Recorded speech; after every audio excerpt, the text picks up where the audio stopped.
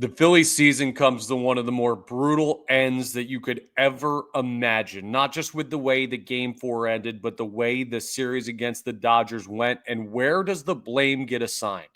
We try and break that out on today's episode.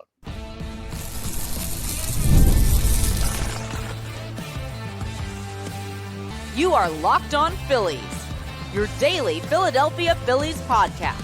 Part of the Locked On Podcast Network, your team every day. Yes, this is Locked On Phillies. I'm your host, Connor Thomas. Thank you so much for joining us today. We come to you as part of the Locked On Podcast Network, your team every day. Locked On Phillies, your number one place for Phillies content, Monday through Friday, 5 days a week, daily episodes that you can get anytime, anywhere. Please make sure that you're checking out our sponsor of today's episode, which is FanDuel. Right now, new customers can bet just $5, and if your bet wins, you'll get $300 in bonus bets to use across the app. Download the app today. If you're not familiar with my work, you might know me from some of my other work in sports talk. I've been on air over at 97.5 The Fanatic, doing work on the radio side here in Philadelphia for over 6 years. I've been a credentialed Philadelphia Phillies media member for 4 seasons, and this is now my 4th year as the host of Locked On Phillies. And in my 4 years as the host of this podcast, I don't think that I've ever seen a more brutal Philadelphia Phillies loss in any circumstance than what we just saw last night. I've seen a basically game-winning home run in a World Series game that eliminated the Phillies. I've seen Francisco Lindor's grand slam. I watched the Phillies drop 2 games at home against the Arizona Diamondbacks with a trip to World Series on the line. And watching Orion Kerkering throw that ball to the backstop at Dodger Stadium with the bases loaded in the 11th inning tops all of them. Now, we're going to talk about a lot in this episode. We're starting off with assigning blame. Where does it fall? What is the hierarchy for who's most at fault for the way that the series went? Not just Game 4, but the series as a whole as the Phillies season has come to an end. We're going to discuss why this core can't win in October. So what does this break down to? Like, why can they win so many games in the regular season, but when October comes around, they just can't seem to get the job done? And then we're also going to talk about where do the Phillies go now with a major offseason overhaul potentially in the cards, at least compared to what we've seen in off seasons of the past. So a lot of stuff to get into on today's episode. First and foremost, I want to say this, and I've mentioned this before, and I understand that not everyone who sees the reaction videos that I put out, the 1-minute reaction videos, as soon as the game ends, take the time to watch the full podcast. And I get that. Like, I understand. But there were a lot of people reacting to me ripping into Orion Kerkering last night as soon as that game ended, saying, oh, it's not all on him. It's on the lineup. You're being unfair to the guy. He just made a bad play. Why are you ripping him? First of all, right? I do feel for Orion Kerkering, the person, right? That's a tough spot to be in, not the game, but having that play happen and feeling like the entirety of this season and what this season meant to the Phillies and to this franchise and where they're at right now with this roster, like feeling like that's all on your shoulders, that's got to be a really tough thing to deal with, right? So I'm not trying to crush the guy as a person. Like, I don't think he's a bad person. I'm not trying to run him out of the city of Philadelphia or anything like that. But bottom line is this. It's a really bad play in a really big spot. I can't just be like, oh, it's okay. Can't be like, nah, don't worry about it. Like, no, that's a miserably bad decision, an awful throw, a terrible mental collapse in the biggest point of the Philadelphia Phillies season. Did Orion Kerkering cost them their season? No. Did he cost them that game? You could argue he didn't. But at the end of the day, when it ends like that, I can't jump on and do a reaction video about anything besides how in the world do you make that throw to home in that spot? Throw the ball to first base. It's elementary stuff. You see, I'm getting fired up again this morning already thinking about it. I was fired up last night. So I don't feel like an apology is needed for telling Orion Kerkering, yo, dude, you screwed up. But there's obviously a lot more stuff that I can't get into in a 1-minute reaction video that we're going to talk about here when it comes to the blame for the end of the season. So let's start with the number one reason the Philadelphia Phillies are sitting at home. It's the top 3 in the lineup. It's Trey Turner, it's Bryce Harper, it's Kyle Schwarber. We've talked about them throughout the series. Last night, another one hit out of the three of them. In the three losses in this series, the Philadelphia Phillies' top three batters combined for 3 hits. Not 3 hits per loss. No, 3 hits in all 3 of those games from 3 incredibly talented, incredibly highly paid players. So, yes, the loss of the series, as I said after game 1, where I said Rob Thompson, I think, lost them game 1, but if the top 3 don't hit, the series will be on them. Well, guess what? They didn't hit in 3 of the 4 games, and the series is on them. And I don't know how you fix that because Bryce Harper and Trey Turner are locked up long term. And Kyle Schwarber, I still believe, is going to get a hefty contract to remain with the Philadelphia Phillies this offseason. Though, with the way things went in this series, I can't say that for certain. But I do lean strongly towards Schwarber is going to be back on a more expensive contract. And that's where I've got to point the blame. At the end of the day, Orion Kerkering pitched 1 inning. Joan Duran walked 1 guy. Rob Thompson did not pick up a bat or throw a ball. The top of the order are supposed to be the ones that win you ball games when it matters most. That's where John Middleton's money's going. You think Dave Dombrowski is on a $300 million contract? You think Rob Thompson is on a $300 million contract? Or Ryan Kerkering or anybody in the bullpen? The money is at the top of the order, and those guys did not hit. They came up smallest when the lights were brightest, and that is unacceptable. There's plenty in this long offseason that the Phillies are heading into that I have to say about those 3 men right there and not getting their job done at the plate. Like, that is what it is. They are the number 1 culprits of why the Philadelphia Phillies are not playing a Game 5 Saturday and why their season is over. The number 2 culprit I will go to is Rob Thompson. He's second. Now, there is a gap, a relatively sizable gap between option 1 or reason 1 and reason 2, right? It is by far and away the top of the lineup that is responsible. But Rob Thompson made some bad decisions, man. Game 1, David Robertson giving him a second inning cost them that game or played a huge role in them losing it. That's Rob Thompson's decision.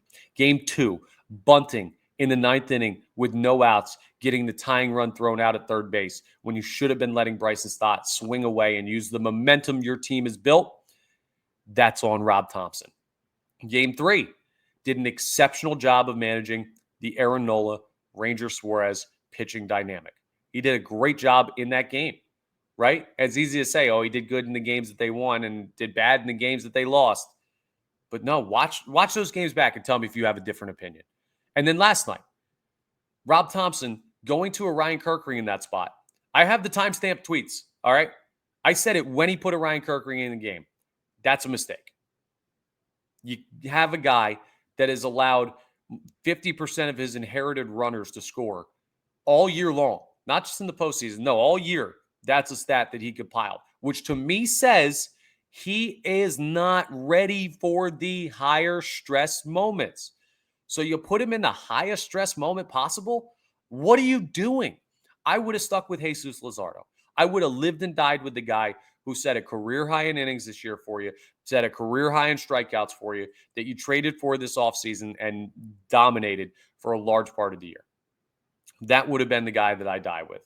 And Rob Thompson made the decision to go to Orion Kerkering. He made a lot of questionable decisions in this series. Where I won't fault him, some people have brought up the putting Shohei Ohtani on intentionally in the 7th inning, and then Joan Duran walks Mookie Betts, and the next thing you know, it's a tie ball game.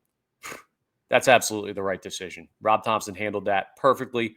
He did it exactly the way that he should have.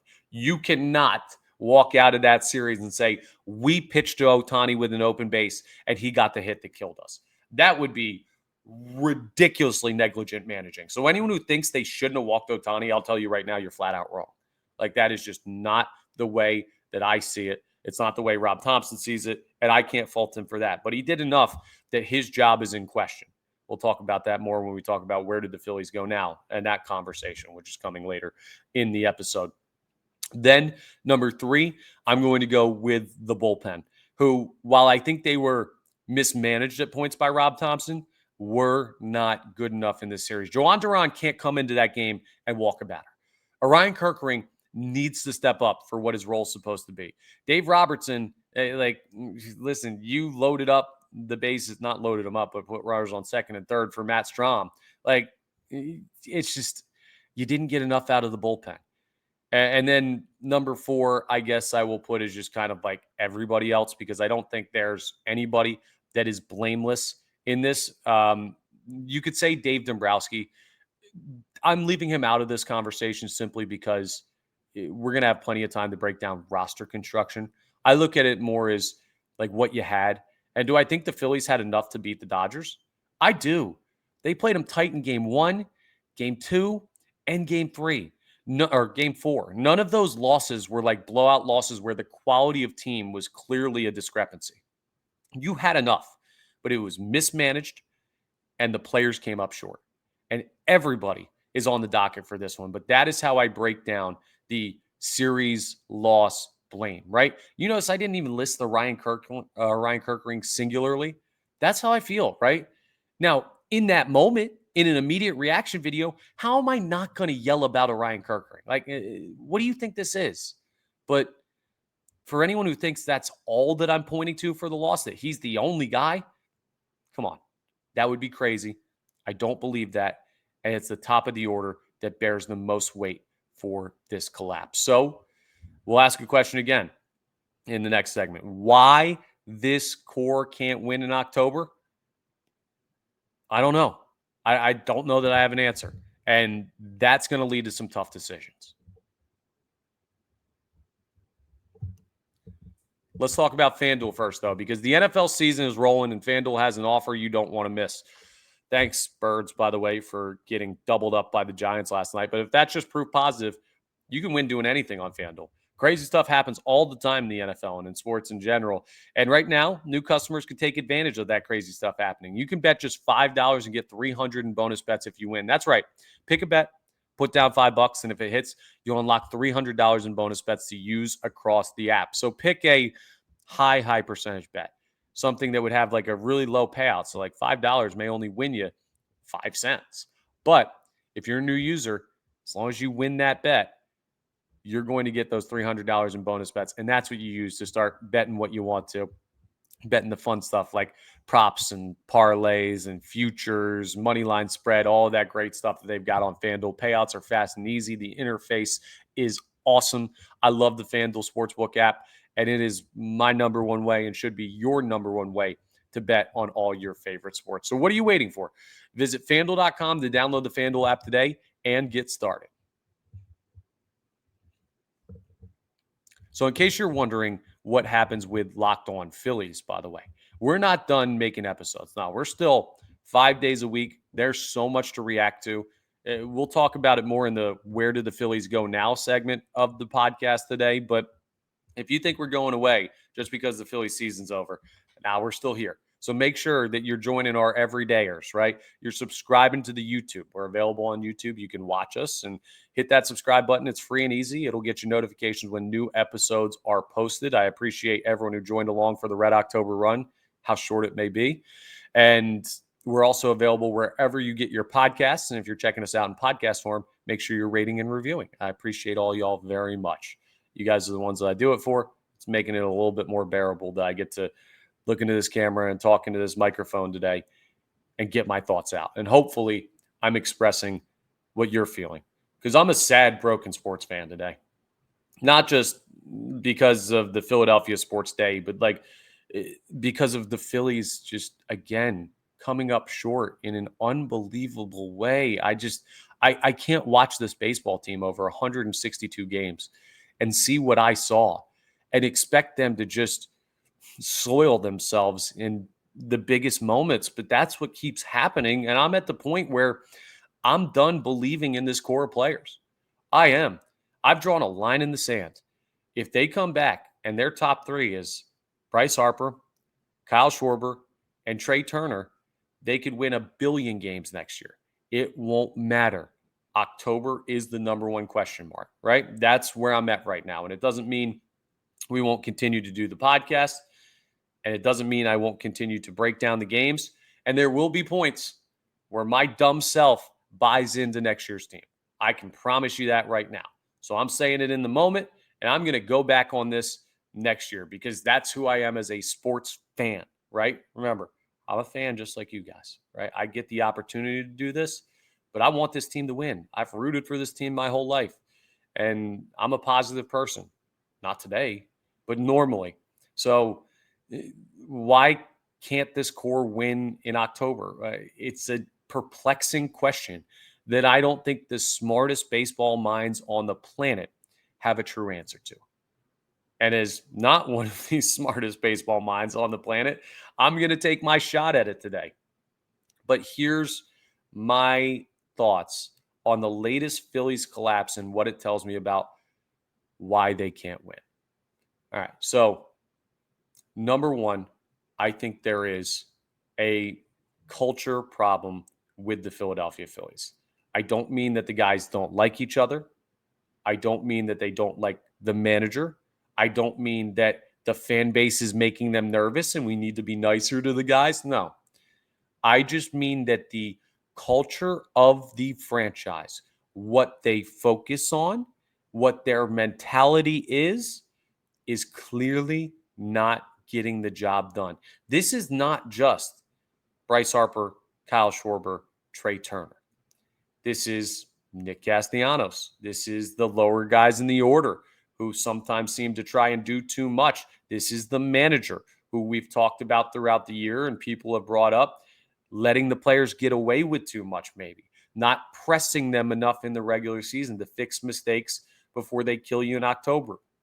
This is on the president of baseball operations, Dave Dombrowski, for not giving this roster enough to win with when it comes to mainly the bullpen.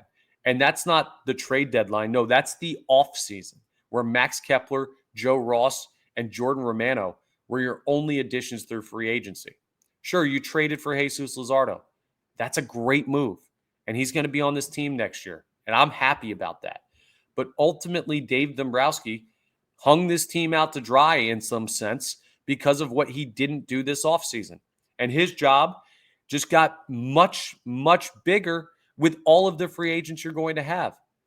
Can you change this core? I don't think so. I'm going to tell you why later on in the episode. But I think just the culture of we have this payroll, we have these stars, we expect to win. If you're a Philadelphia Phillies fan, you can no longer expect to win in October. You can't. They are not the special World Series run team from 2022. They're not the NLCS 2 games away from winning the NL back-to-back in 2023. No, they're not that team anymore. They haven't been that team for 2 years. And while they had glimpses of being that team again, the Mets series and the Dodgers series have shown you that those days are over. And I don't know that the Phillies in that clubhouse have come to terms with it. I don't know that the organization has come to terms with it. But I think waking up today, they're starting to. This is the first day that I've come on this podcast and truly felt, right? Because even as this series was collapsing and the floor was falling out from underneath the Philadelphia Phillies, if they beat the Dodgers, well, everything's in front of them. And heck, they were 1 run away from winning that game last night. And then who knows what happens in game 5. I'm not doing they were so close, but I'm just saying, like, I was trying to reserve judgment until I was sure that this season was indeed over. And obviously the season is indeed over. But this is the first day where I woke up and I was like, I don't care about regular season wins anymore. This is the first day I woke up where I was like, I don't view Bryce Harper as this ultimate postseason difference maker anymore. This is the first day I woke up where I said, I don't know if Rob Thompson should be the manager of the Philadelphia Phillies anymore. This is the first day where I woke up and I said, I don't know how I see this organization getting closer to winning it all next year. This is the end of a 4-year era where the Phillies got close but no cigar. And I don't know. I know people are going to be like, well, Connor, we've been telling you this for months and years and everything. I want to tell you something, right? I have a friend that back when Carson Wentz was the quarterback of the Eagles, like in 2016 and 2017, when he was awesome, when he was an MVP candidate, this dude hated Wentz and was like, he stinks. He's terrible. He shouldn't be the quarterback of this team. He put together one of the great seasons in Eagles history in 2017. He was an MVP candidate. They won the Super Bowl. And then, of course, the collapse happens. And now that guy will be like, for the rest of the time, I was right on Carson Wentz. No, you ended up being right, but you weren't right in the moment. And I will fight the fight with some people that with some things we've complained about over the past 2 years, you weren't right in the moment. But at this point, I got to tip my cap. You're right now. And whether you were way too early on your take or whether you were way too critical on your take, where I'm at with this core and why they can't win in October is they are just what this makeup of players, they choke. In the biggest moments, they choke. They don't show up. They don't win enough. They press too much. Their approach goes to crap. They do fundamental things wrong too often. And they're sitting at home watching the rest of the postseason just like all of us. So that is my evaluation of why this core cannot win in October. But can you change it? Like, what can you legitimately do? We're not going to break down like every little roster move, but just from a 1,000-foot view on the first day of the Philadelphia Phillies offseason, which still sucks to say, what can the Phillies do and where do they go now when it comes to their roster, their manager, their president of baseball operations, their goal as a franchise? Where does that go? We talk about it as we continue today's episode of Locked On Phillies. But first, let's talk about Rugiet because, guys, you've probably heard of Viagra or Cialis. Maybe you've even tried them. But if you're looking for something beyond the usual pill, it's time to meet Rugiet Go Long. This isn't just another ED pill. It's a total game changer for confidence. If you've tried stuff in the past and it has not worked for you the way you want to, you got to try Rugiet Go Long because they combine 2 doctor-trusted medications in one dual-action formula. 2's better than 1, right? So you can get hard and go the distance. The effects can last up to 36 hours. That's confidence all day, all night, and even into the next day. The process is super simple. Connect with a board-certified doctor 100% online. And if prescribed, your treatment ships discreetly right to your door. You don't have to go sit in a waiting room. You don't have to have those nosy neighbors looking over and seeing a box with all this branding on it. No, it ships discreetly. You can do it online. It's easy. So if you're ready to level up your confidence in the bedroom, head to Rugiet.com and use promo code LOCKEDONMLB for 15% off your first order. That's Rugiet.com, Rugiet.com, promo code LOCKEDONMLB. And make sure to use our code so that they know we sent you. Where do we go from here? The $1 million question, the $1 billion question for John Middleton's franchise. And I imagine, right, the one guy that I will look at and I will say, dude, I can't blame you one bit. I have 100% faith in you. I know you know what you're doing, is John Middleton, because he has one very simple job: cut the check. And if I know anything about John Middleton and how he views this franchise, he is not a sit on his hands owner. He's not a guy that's going to roll into this offseason and say, good try, boys. We were close, but those Dodgers, that's okay. Get them next year. No, he's waking up ticked off today. He is, just like you, just like me, just like every Philadelphia Phillies fan. And that should give you faith that at least the opportunity for change is coming. There are franchises out there that do not have the ownership that will shell out the money to make the changes necessary. But what changes are really possible for the Philadelphia Phillies? This is where Dave Dombrowski's job gets tricky. If you're waking up this morning saying trade Trey Turner, it's not happening. if you're waking up this morning saying trade Bryce Harper, it's not happening. Those guys are both going to be here, and they're going to be batting near the top of your order, and this team's going to go as they go. Now, can you say, hey, Kyle Schwarber, you've been a little quiet in the past 2 postseasons, man. You're asking for a lot of money. I don't know if we can do that, especially as you age deeper into your career. We love Schwarber. I want him back. This is Connor Thomas speaking right now. I personally want him on this team next year. Cut the check, sign him, keep him as part of this baseball team. But if the Phillies look at this and they say, man, you're the only one of the big 3 that we could potentially change out, do we change for change's sake?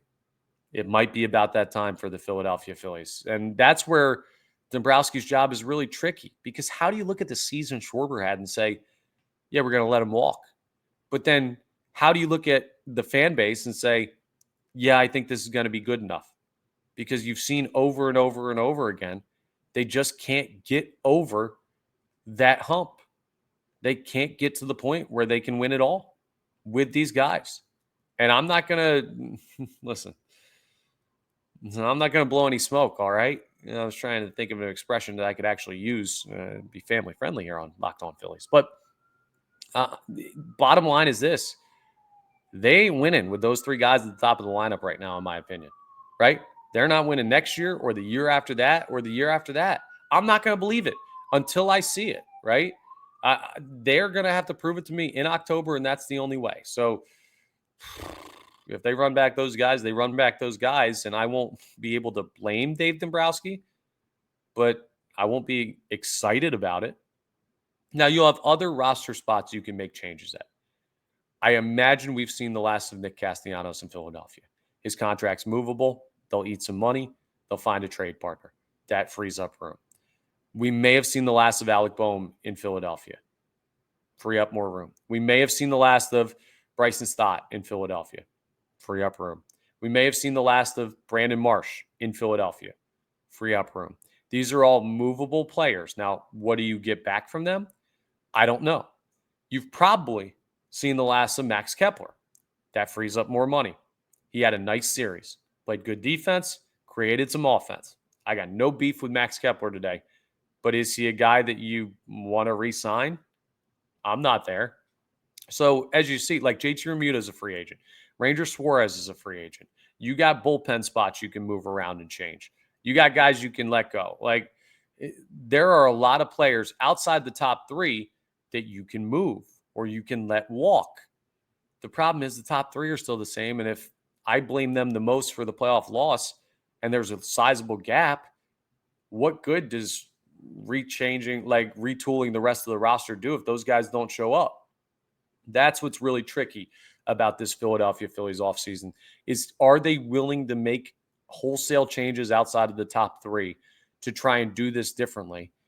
And another thing that is paramount, that's going to be a theme of the offseason, is a necessity for the farm system, for the prospects, right? There is one way that the Philadelphia Phillies can find their way to true contention next year.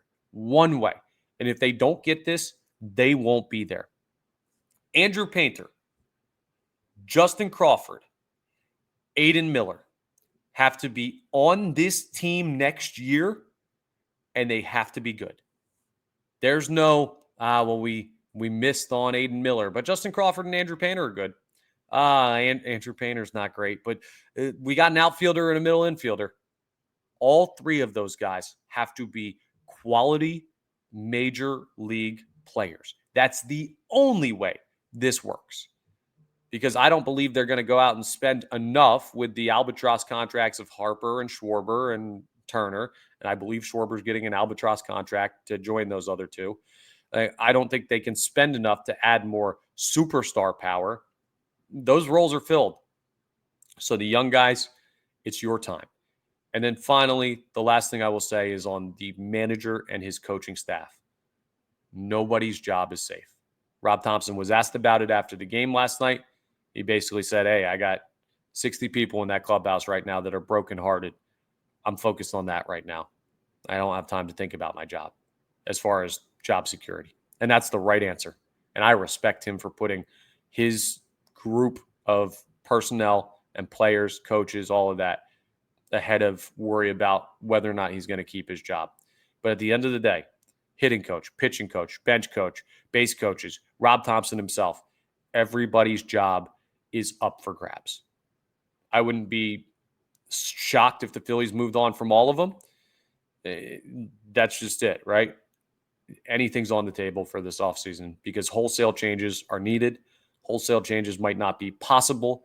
And that makes Dave Dombrowski a really, really interesting figure to watch this offseason.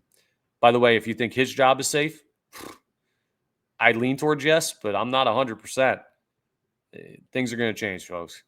Will they be for the better? Only time will tell. It's going to be a long offseason. Now, where does Locked On Phillies go from here? We're going to continue to put out episodes Monday to Friday, 5 days a week, as we always do.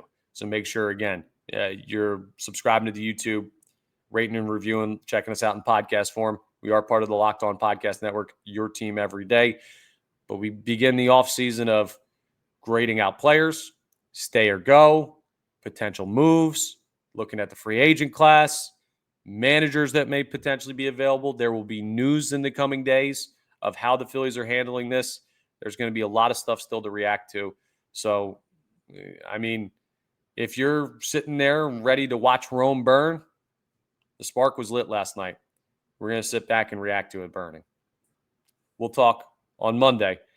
Enjoy a weekend, maybe take some time away from sports, and we'll get after it on the next episode of Locked On Phillies.